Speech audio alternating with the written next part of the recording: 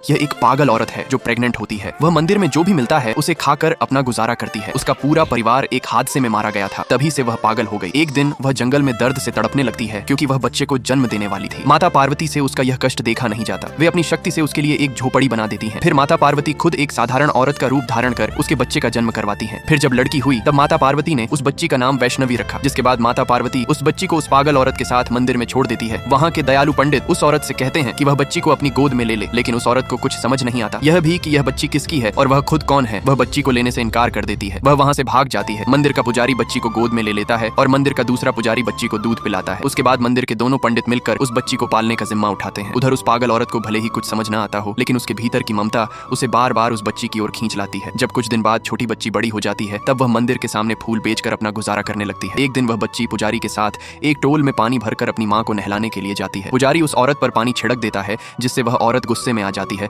और पुजारी को मारने के लिए उसके पीछे दौड़ पड़ती है। यह देखकर बच्ची डर कर छिप जाती है। जब वह बच्ची खुद अपनी पागल माँ को प्यार से समझाती है तो उसकी माँ मान जाती है। फिर वह बच्ची अपने हाथों से अपनी माँ को नहलाती है। इसके बाद वैष्णवी अपनी माँ को प्यार से अपने हाथों से भोजन करवाती है। रात में वह अपनी माँ को पंखा झलते हुए सुलाती है। जब रात बहुत हो जाती है तो वैष्णवी को तेज नींद आने लगती है और पंखा उसके हाथ से छूटकर माँ पर गिर जाता है। यह सब माता पार्वती देख रही होती है। इसके बाद माता पार्वती स्वयं वैष्णवी और उसकी माँ को अपने हाथों से पंखा झलने लगती है। फिर कुछ साल बाद वैष्णवी 20 साल की एक सुंदर युवती बन चुकी होती है और वह मंदिर में ही अपनी माँ और पुजारी के साथ रहती है।